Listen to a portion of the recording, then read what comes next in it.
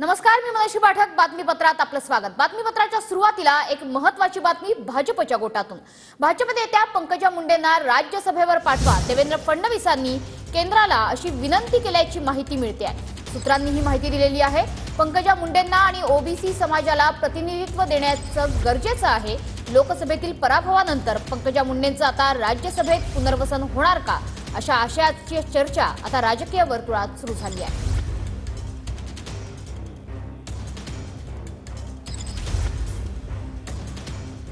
तर देवेंद्र फडणवीसांनी केंद्राला विनंती केलेली आहे की भाजप नेत्या पंकजा मुंडेंना राज्यसभेवर पाठवा. मला माहिती नाही देवेंद्र फडणवीस साहेबांनी केली आहे की नाही, पण आमची मागणी आहे पंकजाताईंना दिलं पाहिजे राज्यसभेवर. काय अडचण आहे? त्या आमच्या नेत्या आहेत, ज्येष्ठ नेत्या आहेत. ठीक आहे, दुर्दैवाने त्यांना थोडं अपयश आलं काही कारणामुळे, पण राज्यसभेवर त्याची निवड झाली तर आनंदच आहे. पंकजाताईंना राज्यसभेचं सीट जर बीजेपीकडनं दिलं जात असेल तर त्याचं स्वागत सगळ्यांनीच केलं पाहिजे.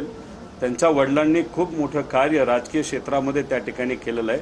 पण द्यायचं का नाही द्यायचा हा विषय हा शेवटी बीजेपीचा विषय आहे. त्यामुळे बीजेपी त्या बाबतीत काय करतं हे आपल्याला बघावं लागेल. कारण त्यांना राज्यमंत्रीपद दिल्यानंतर लगेचच त्यांना मंत्रिपद सुद्धा द्यावं लागेल.